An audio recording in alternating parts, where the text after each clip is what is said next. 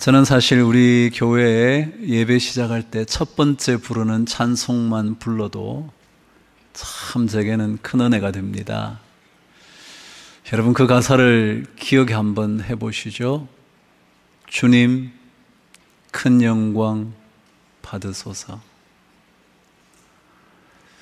예배를 드린다는 것은 주님께 영광을 드리는 건데, 오늘 이 예배를 통해서 하나님께서 큰 영광을 받아 주시옵소서. 그 찬송만 부르면 참 저는 은혜가 돼요.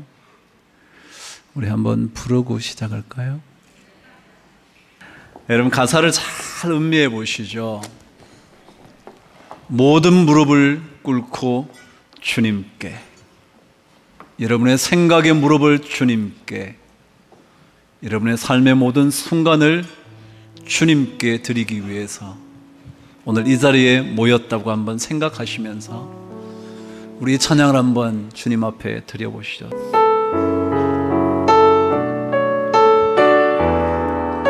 주님 홀로 영광을 받아 주옵소서. 주님 큰 영광 받으소서. 홀로 찬양 받으소서. 모든 이름 위에 뛰어난 그 이름 온 땅과 하늘이 다 찬양해. 겸손하게 우리 무릎 꿇고 주 이름 앞에 영광 돌리세. 모두 절하세. 독생자 예수 주님께 찬양 드리리. 모든 영광과 존귀와 능력 주님 받아주시옵소서. 받으소서. 받으소서. 영광과 존귀와 능력 받으소서. 주님 받으소서. 그리스도 살아계신 하나님 모든 영광을 주님께 드립니다. 모든 영광과 존귀와 능력 주님 받아주옵소서. 받으소서. 주님 홀로 받으소서. 영광과 존귀와 능력 받으소서. 받으소서. 그리스도 살아계신 하나님 지금 이 시간은 살아계시는 하나님, 살아계신 하나님 살아계신 하나님, 살아계신 하나님.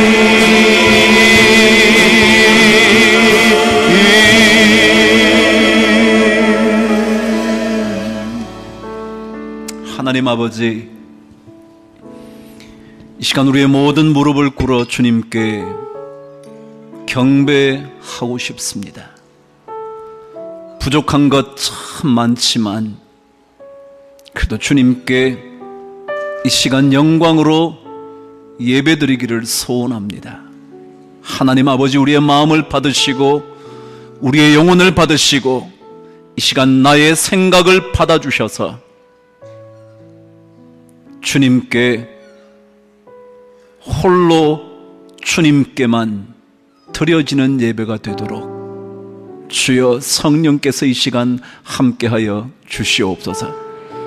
겸손하지 못한 것 있다면 이 시간 교만을 꺾어주셔서 겸손하게 무릎 꿇고 주님 앞에 예배자가 될 수 있도록 주여 성령으로 도와 주시옵소서.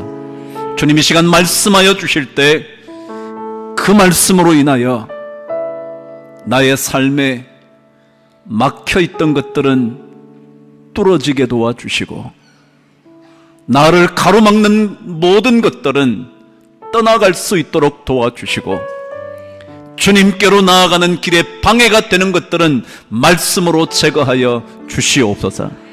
그래서 우리 모든 성도들이 주님 앞에 영광을 올려드리는 거룩한 예배가 되도록 말씀 가운데서도 역사하여 주시옵소서. 연약한 자들 참 많습니다. 우리 장로님께서 기도하신 것처럼 눈물로 기도하며 주의 성전의 뜰을 밟은 자들에게 주님 이 시간 큰 능력으로 찾아가 주셔서 연약함 속에서 주를 바라보는 눈이 활짝 열리게 도와주셔서 주의 능력을 공급받는 은혜의 사닥다리가 이 시간 우리에게 연결되도록 축복하여 주시옵소서. 주께서 주실 말씀을 기다리며 예수 그리스도 이름으로 기도드리옵나이다. 아멘. 하나님의 말씀 함께 읽겠습니다. 갈라디아서 2장 11절에서 16절까지 저와 한 목소리로 말씀을 읽도록 하겠습니다. 11절 저와 함께 시작합니다. 시작. 게바가 안디옥에 이르렀을 때에 책망받을 일이 있기로 내가 그를 대면하여 책망하였노라. 야고보에게서 온 어떤 이들이 이르기 전에 게바가 이방인과 함께 먹다가 그들이 오매 그가 할례자들을 두려워하여 떠나 물러가매 남은 유대인들도 그와 같이 외식하므로 바나바도 그들의 외식에 유혹되었느니라. 그러므로 나는 그들이 복음의 진리를 따라 바르게 행하지 아니함을 보고 모든 자 앞에서 게바에게 이르되 내가 유대인으로서 이방인을 따르고 유대인답게 살지 아니하면서 어찌하여 억지로 이방인을 유대인답게 살게 하려느냐 하였노라. 우리는 본래 유대인이요 이방 죄인이 아니로되 사람이 의롭게 되는 것은 율법의 행위로 말미암음이 아니요 오직 예수 그리스도를 믿음으로 말미암는 줄 알므로 우리도 그리스도 예수를 믿나니 이는 우리가 율법의 행위로서가 아니고 그리스도를 믿음으로써 의롭다함을 얻으려 함이라. 율법의 행위로서는 의롭다함을 얻을 육체가 없느니라. 아멘. 여러분, 사도 바울에게 결코 양보할 수 없었던 것 하나가 있었습니다. 다른 모든 것들은 포기해도, 다른 모든 것들은 대가로 지불한다 해도 결코 놓칠 수 없었던 한 가지가 있었습니다. 그것이 바로 복음이었습니다. 믿음으로만 주어지는 구원에 대한 좋은 소식, 그것이 바로 복음인데, 그 복음에 대해서만은 사도 바울은 한치의 양보도 할 수 없었습니다. 이 땅에 어떤 것들이 그의 삶을 가로막아도 목숨까지 내어놓으며 그는 이 복음을 지키려고 했죠. 그래서 오늘 여러분이 16절 말씀에 읽은 대로 율법의 행위로서는 의롭다함을 얻을 육체가 절대로 없다고, 율법의 행위로 구원은 절대로 담보되어질 수 없다고, 오직 예수 그리스도를 믿는 믿음으로만 구원을 얻을 수 있다고, 바로 이 복음에 대하여 그는 조금의 양보도 하지 않았습니다. 그래서 저는 이 말씀을 읽다가, 그렇지, 사도 바울에게는 흔들리지 않는 삶이 있었지, 흔들리지 않는 견고한 신앙이 있었지, 표대 하나만을 향하여 오직 한 가지 일만 바라보면서 그가 달려갈 길이 있었지. 생각하면서 제가 오늘 제목을 달게 됐죠. 흔들리지 않는 삶 그리고 신앙이라고요. 그런데 여러분 한번 생각해 보시죠. 여러분 인생 절대 흔들림이 없으신가요? 저는 매주 여러분에게 말씀을 전하지만 얼마나 자주 흔들리는지, 제가 흔들리지 않는 삶이라는 제목을 적으면서 내가 얼마나 흔들리는데 이런 제목을 적을 수 있을까 생각했죠. 언젠가 여러분도 들으셨을 한 시인의 시를 떠올려 보시죠. 흔들리지 않고 피는 꽃이 어디 있으랴. 기억나시나요? 그래요. 우리 전부 다 흔들립니다. 흔들리지 않는 삶이 사실은 없을 겁니다. 아무리 견고한 척해도 어느 순간 우리는 또다시 흔들리고 마는 것이 우리 인생일 겁니다. 그런데 그 시는 이렇게 말을 했죠. 흔들리지 않고 피는 꽃이 어디 있겠냐고 말하면서 이 세상 그 어떤 아름다운 꽃들도 다 흔들리면서 피었다고요.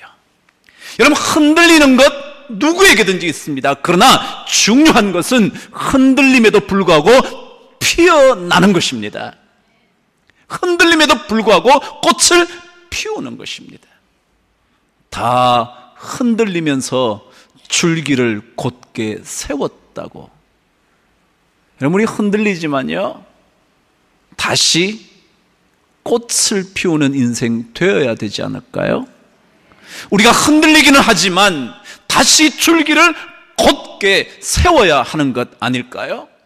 흔들리지 않고 피는 꽃이 없고 젖지 않고 가는 인생도 없다는데, 바람과 비에 젖어도 우리는 다시 빛나는 꽃을 피워야 하는 건데, 우리 신앙도 그렇잖아요. 한 번 실패했다고 그것이 끝이 아니라 실패한 이후에도 흔들렸음에도 불구하고 다시 꽃을 피워내는 그 인생이 중요하지 않겠냐고요. 우리 그렇죠. 실패하기는 했지만 실패의 눈물을 흘리면서 우리는 또다시 주님께 매달려 한 걸음 한 걸음씩 걸어가지 않습니까? 낙심했지만 그 낙심의 구렁 속에서 주의 이름을 부르며 살지 않습니까? 오늘 여러분이 부르신 찬송처럼 나 주의 믿음 갖고 홀로 걸어가도 나 주의 믿음 갖고 실망하지 않는, 그것이 바로 어쩌면 흔들리지 않는 삶이라고 말할 수 있지 않겠냐고요.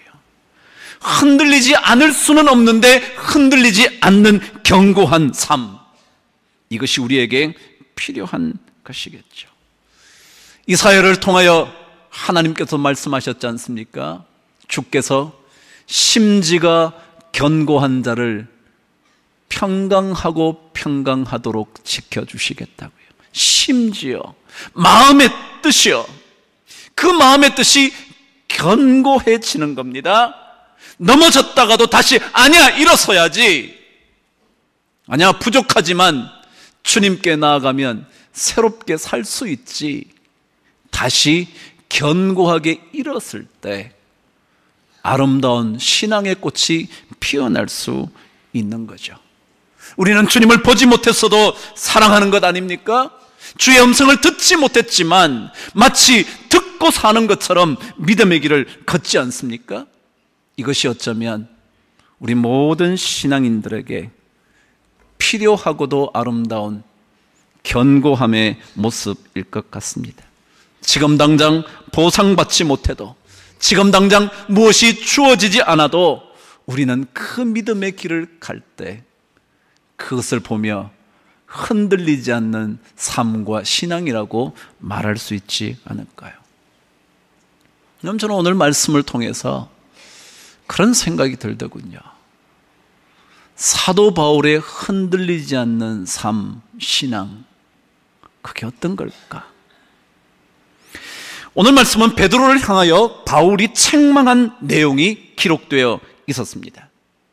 사실 베드로가 바울을 책망하면 책망했지 바울이 베드로를 책망할 그런 입장은 아닌 것 같습니다. 왜요? 적어도 초대교회의 역사를 보아도 바울보다는 베드로가 훨씬 더 추앙받는 인물이었으니까요. 그런데 엉뚱하게 오늘은 바울이라는 사람이 예수님의 제자 그룹에 들지도 못했던 사람이 제자 그룹 중에 수장인 베드로를 책망하는 이야기가 등장하는 겁니다. 이유는 그랬죠. 어느 날 사도 베드로가 이방인들과 함께 식사를 하는 겁니다.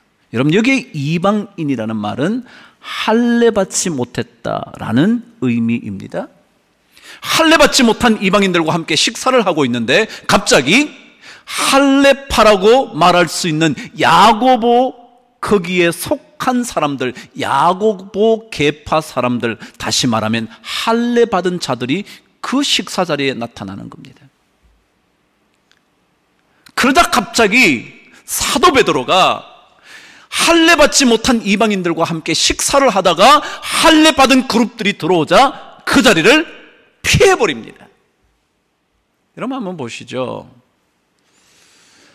베드로가 할례받지 못한 이방인들과 함께 식사한 것이 문제인가요? 아마 식사했다면 복음을 전하기 위함이었을 그런 가능성이 없을까요? 뭐 때문에 식사했겠어요? 그런데도 불구하고 할례받은 그룹들이 들어오자 베드로가 할례받지 못한 이방인들과 함께 식사하던 그 자리를 빠져나와 버립니다. 그걸 보다가 바울이 당신은 외식하고 있어. 외식이라는 말은 위선적이야. 다른 말로 하면 이중적이야. 여러분, 오늘 이 이야기를 통해서 우리에게 중요한 흔들리지 않는 삶. 지금 베드로는 복음을 전하는 일이라면 누구랑 식사 안 들었대요? 이방인들이면 어떻고요? 헬라인이면 어떻고요? 아니 또 할례받은 유대인이면 어떻겠습니까? 복음을 전하는 일이라면. 그런데 사도 베드로는 이 점에 대하여 흔들리고 있었던 것 같다는 거죠. 그래서 사도 바울이 강력하게 책망하고 있었다, 그렇게 기록을 하는 겁니다. 여러분 어떠신가요? 여러분, 예수 믿지 않는 사람들과 함께 식사하는 자리가 있나요? 혹시 여기 남성들 중에 예수 믿지 않는 사람들과 술자리를 같이 하는 경우가 있나요? 여러분, 그게 문제일까요? 아니요. 그 자리가 문제가 아니라 거기에 필요한 것이 빠질 때 문제가 있어요. 그것부터 오늘 성경을 통하여 확인해 보죠. 자, 여러분, 사도 베드로가 그 자리를 피했던 이유, 첫 번째는 사람들을 너무 의식했기 때문이었죠. 사람이 두려웠던 거죠. 그래요. 견고한 삶을 위하여, 흔들리지 않는 신앙을 위하여 가장 중요한 첫 번째 요소가 뭐냐면 사람들을 의식하지 않는 겁니다. 사람들을 두려워하지 않는 겁니다. 우리는 하나님 앞에서 하나님이 두렵게 살아야지 사람 신경 쓸 거 없습니다. 사람이 아무리 탁월해도, 그 사람이 아무리 뛰어나도, 그 사람이 권력을 쥐고 흔들 수 있어도 우리는 사람을 두려워하지 않아야 믿음의 인생 중에 흔들리지 않는 삶을 살 수가 있습니다. 그렇지 않으면 보이지 않는 하나님보다 보이는 그 무엇, 그 어떤 사람 때문에 끊임없이 우리 삶이 흔들릴 것이기 때문에 그런 겁니다. 베드로에게 말이죠, 내가 하나님의 복음을 전하는 일인데 이방인들과 함께 식사하면 어때? 그들을 복음으로 하나님의 나라로 이끌어 가려고 하는 그 목표가 있는데, 그런데 사람 눈이 두려운 겁니다. 자기들어 혹시라도 이방인과 함께 어울린 사람이라고 말할까봐 그것이 두려워지자 그는 그 자리를 피해버린 거죠. 그럼 예수님이 그러셨죠. 세리와 창기와 죄인들과 함께 식사를 하죠. 그게 뭐가 문제예요? 뭐가 두렵겠어요? 그들에게 필요한 것이 생명의 복음인데 뭘 그 사람 만나는 게 두렵겠냐고요. 사람이 두렵지 않아야 믿음이 흔들리지 않는 인생이 될 수 있다는 거예요. 그럼 예수 믿는다고 말했다면 예수 믿는 사람이죠. 뭐 교회 다닌다고 말했다면 이미 남들 표현에 예수쟁이가 된 거죠. 뭐 그럼 뭐가 문제예요? 근데 그것이 내 안에 문제가 될 때는 사람을 자꾸 쳐다볼 때 저 사람이 나를 왕따시키지는 않을까 생각하면 사람이 두려워지면 그때부터 우리 믿음도 흔들리기 시작을 하는 거죠. 그래서 시편 25편 1절에 여호와는 나의 빛이요 나의 생명이시니 나의 구원이시니 내가 누구를 두려워하리요. 여호와는 내 생명의 능력이시니 내가 누구를 무서워하리요. 그러니까 하나님을 붙들고 사는 사람은 사람이 두렵지 않다. 그 사람이 대단한 사람이든 어떤 일을 하는 사람이든 그저 그런 거죠. 뭐 사람이라는 게 다 그저 그런 거 아닌가요? 앞에서는 강한 척하지만 뒤로는 눈물 흘리는 연약한 존재 아닌가요? 앞에서는 큰 소리치지만 큰 소리칠수록 자기 안에 심지가 굳건하지 못한 것 아닌가요? 심지가 굳건하다면야 아직 명품 옷을 안 입은 들었대요. 명품 가방을 안 든 들었대요. 좋은 대학 안 나온 들었대요. 왜요? 심지가 견고한. 사람 눈을 의식하는 사람은 내가 당장 드러나 보이는 것들 때문에 두렵잖아요. 집이 보잘것없든지 학벌이 보잘것없든지 입고 있는 옷이 보잘것없든지 자꾸만 그들이 눈에 보이기 시작하면 삶은 흔들려요. 그래서 오늘 성경은 흔들리지 않는 인생을 위하여, 외식하지 않는 인생을 위하여, 이중적인 인생 되지 않기 위하여 사람을 두려워하지 말아야 돼. 그것이 바로 첫 번째 우리에게 들려주는 말씀이죠. 그런데 오늘 성경을 계속 읽어보면 사람을 의식하지 않고 사람을 두려워하지 않으려면 이게 있어야 된대요. 그게 바로 14절, 그리고 사실은 16절에 나와 있지만 14절을 한번 읽어보시죠. 시작. 그러므로 나는 그들이 복음의 진리를 따라 바르게 행하지 아니함을 보고 모든 자 앞에서 게바에게 책망했다. 사도 바울이요, 베드로를 감히 책망할 수 있었던 것은요, 무엇 때문이었냐 하면 자기 안에 있는 믿음의 분명한 원칙 때문에 그래요. 믿음의 분명한 원칙, 다시 말하면 복음의 진리에 따라 살지 않으면 그 사람이 베드로이든지 그 베드로보다 더 높은 누구이든지 관계없어요. 다시 말하면 사람이 두려워지지 않으려면 믿음의 원칙이 분명하게 세워져 있어야 돼요. 신앙인들에게는 믿음의 원칙이 제일 중요해요. 믿음의 원칙이 세워져 있으면 다른 것이 두렵지 않아요. 근데 믿음의 원칙이 불분명하면 이것저것 때문에 내 삶이 고달파요. 오늘 제가 다시 찬송 부른 것 또다시 얘기하잖아요. 우리는 믿음을 가지고 홀라 걸어가도요, 믿음 때문에 낙심하지 않아요. 이게 이 믿음의 원칙, 나는 믿음이 있으니까. 그리고 여러분 안 부르셨지만 2절 가사가 내 주는 선한 목자 나를 인도해 라는 이 믿음의 원칙이 분명하면요, 선한 목자이신 주님께서 나를 선하게 인도하실 거야 라는 믿음의 원칙이 있으면요, 두려울 게 없죠. 근데 그것이 없으니까 계속해서 다른 것들이 두려워지는 거죠. 외적인 어떤 것들이 자꾸 두려움이 되죠. 그래서 우리에게 중요한 것은 이 믿음의 원칙이에요. 하박국도 그러잖아요. 제가 1부 때 얘기하는 하박국도요, 똑같이 자기 안에 믿음의 원칙이 있어요. 믿음의 원칙이 있으면요, 외양간에 소가 없으면 어때요? 포도원에 소출이 모자라면 어때요? 믿음의 원칙이 있거든요. 믿음, 하나님께서 우리와 함께 계셔서 우리를 인도하실 거다. 제가 이번에 신문을 보다가 이런 기사를 봤어요. 저는 프로축구를 잘 안 보는데 축구 시즌이 끝났나 보죠? 근데 끝났는데 누가 2위를 했냐면 수원 모팀이 2위를 했답니다. 근데 그 감독이 2위를 하고도 요요만만하게 웃더라는 겁니다. 당신은 어떻게 2위를 했는데도 그렇게 웃냐? 씁쓸하지 않냐? 그랬더니 그가 이런 얘기를 했다네요. 만일 2위 된 것으로 만족하고 만다면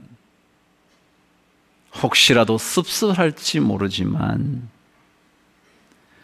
2위를 했기 때문에 더 열심히 해야겠다는 동기부여가 되었다면, 그래서 더 열심으로 훈련해야지 라고 생각하게 됐다면 뭐가 대수입니까? 여러분, 이 사람에게 원칙이 있었어요. 1등을 하느냐 2등을 하느냐보다 그래, 우리가 더 열심히 해야지, 이게 원칙이 있어. 자기 원칙이 있으니까 2등을 해도 웃는 거예요. 우리 믿음의 부모님들이 자녀들에게 믿음의 원칙을 세워주지 못할 때가 너무 많아요.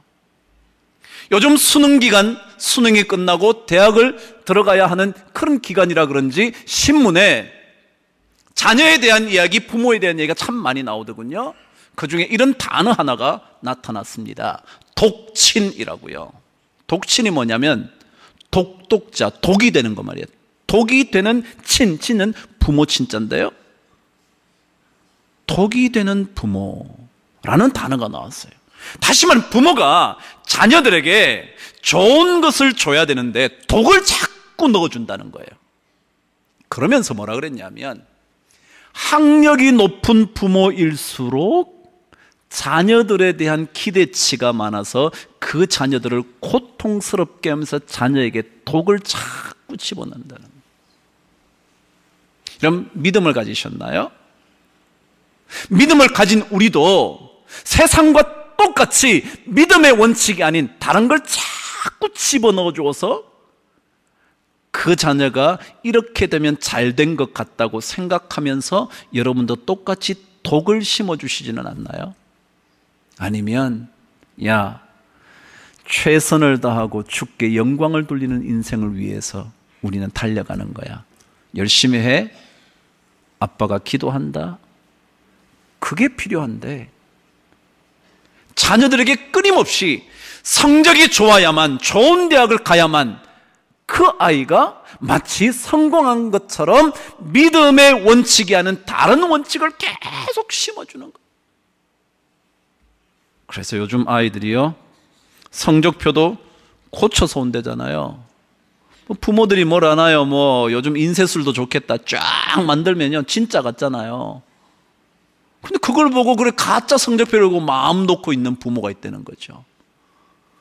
여러분, 중요한 것은요, 믿음의 원칙이에요. 사도 바울은요, 원칙이 딱 정해져 있어요.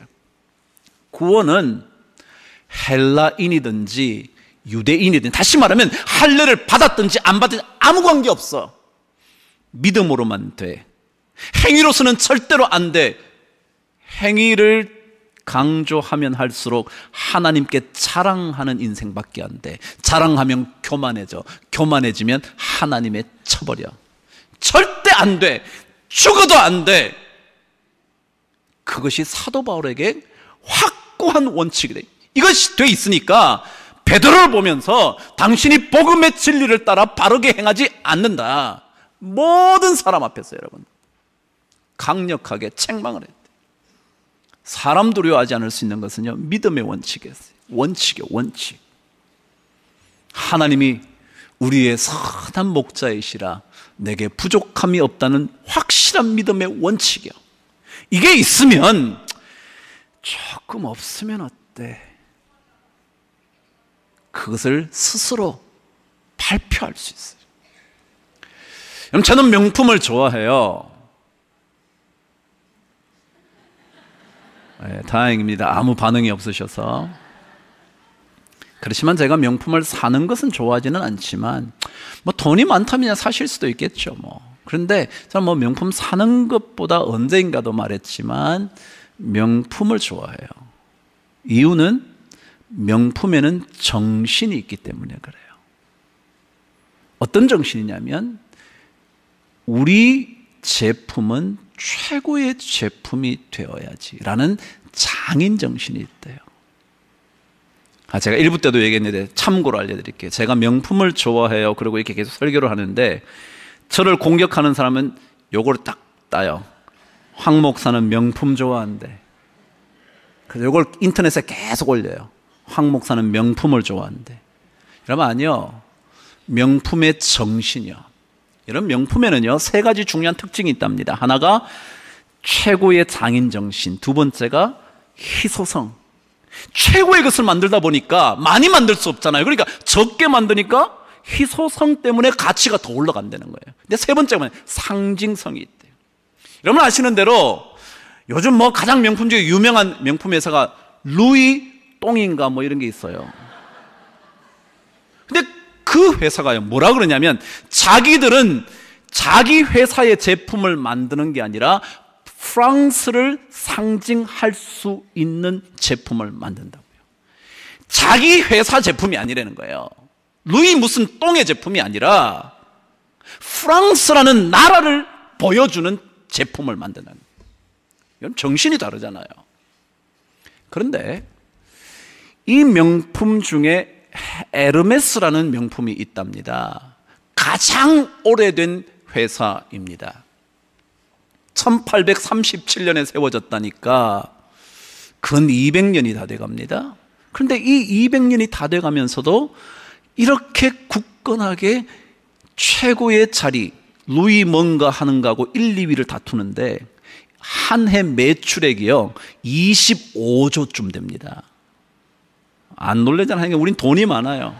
25조인데 야간 이 회사가요 가족 경영을 합니다. 대개 명품 회사들은 가족 경영을 합니다. 아시는데 웬만한 유명 제품들은 다 가족들이 운영을 합니다. 근데 이 가족 운영을 하면서 이들에게 원칙이 있다는 겁니다. 원칙. 그게 뭐냐 그랬더니 에르메스는요 자녀들에게, 다시 말해 에르메스 이 가문에 계속 자녀들이 생기지 않겠습니까? 이 자녀들에게 계속해서 원칙을 가르친 첫 번째 원칙이 뭐냐면 너는 우리의 가족으로서의 권리보다 책임이 먼저야. 이걸 가르쳐준대요. 자녀들에게 뭐라고요? 가족이, 다시 말해 이 엄청난 회사를 꾸려가는 가족의 뭐보다요? 권리보다 책임이 먼저야. 그러니까 자녀들에게 계속 책임이 먼저야. 그런 두 번째, 우리 회사는 사람과 자연을 존중해야 돼. 이 두 가지를 계속 합니다. 사람과 자연을 존중해야 돼. 여러분 요즘 우리나라에 감정노동자라는 단어가 생겼습니다. 여러분 아시나요? 감정노동자. 감정노동자는요 이 고객들을 자기 일의 40% 이상 계속 만나게 되면 감정노동자라 그런답니다. 그럼 예를 들어 여러분 요즘 아시죠? 전화 받는 분이요, 그분은 하루 종일 계속 고객과 직접 이렇게 대화를 하잖아요. 그런 사람을 감정노동자, 혹은 백화점에서 상점에서 일할 때 손님들이 계속 와서 그 사람과 만나야 될 때 그 감정노동자라 그런다는 거예요. 근데 여러분 아시잖아요.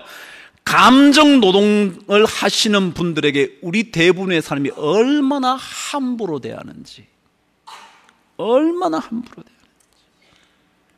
고객이 왕이라면서 권리만을 얘기하면서 고객이 가지고 있는 혹시 인간다움의 책임은 생각지도 않으면서 마음대로 행동하는, 그래 놓고도 혹시라도 이 상대방 일을 하는 그 사람 감정 노동자가 잘못 대응하면 회사에다가 편지를 쓰고 전화를 해가지고 그 사람 쫓아내게 만드는.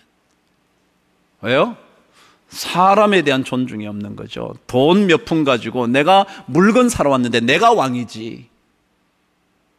그런 사람이야. 근데 이 회사는 끊임없이 자녀들에게 사람과 자연을 존중하고 가족으로서의 권리를 누리는 것 앞서서 책임이 먼저야. 계속.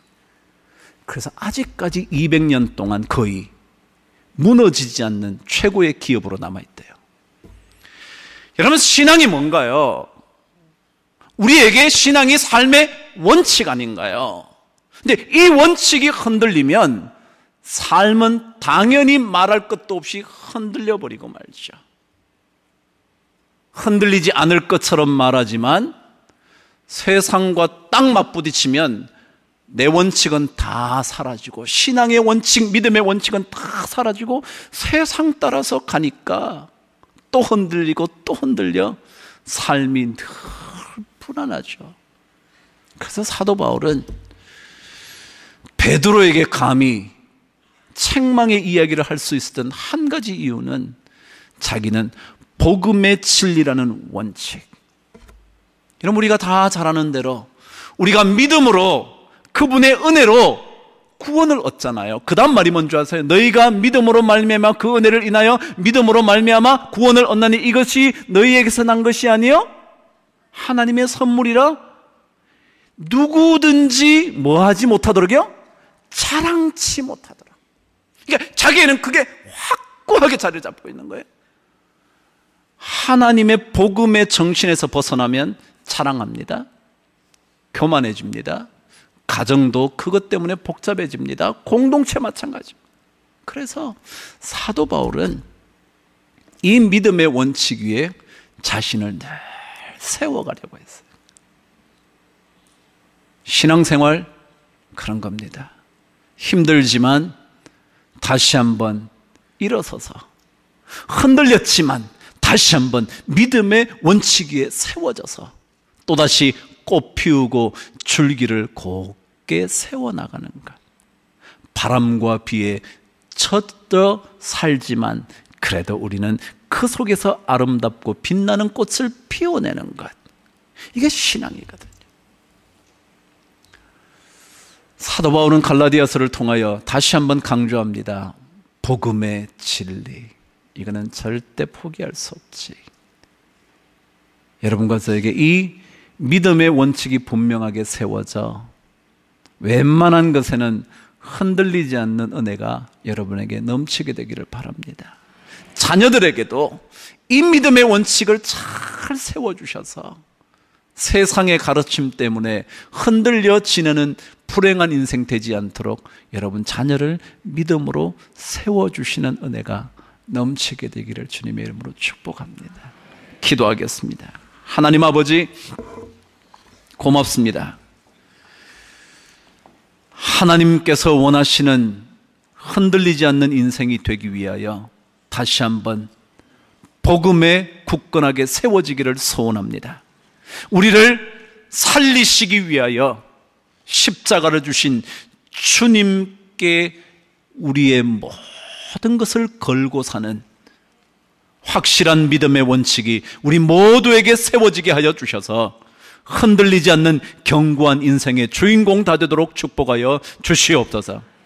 그래서 주께서 우리에게 심지가 견고할 때마다 주시는 평강의 은혜를 누리며 살 수 있도록 축복하여 주시옵소서.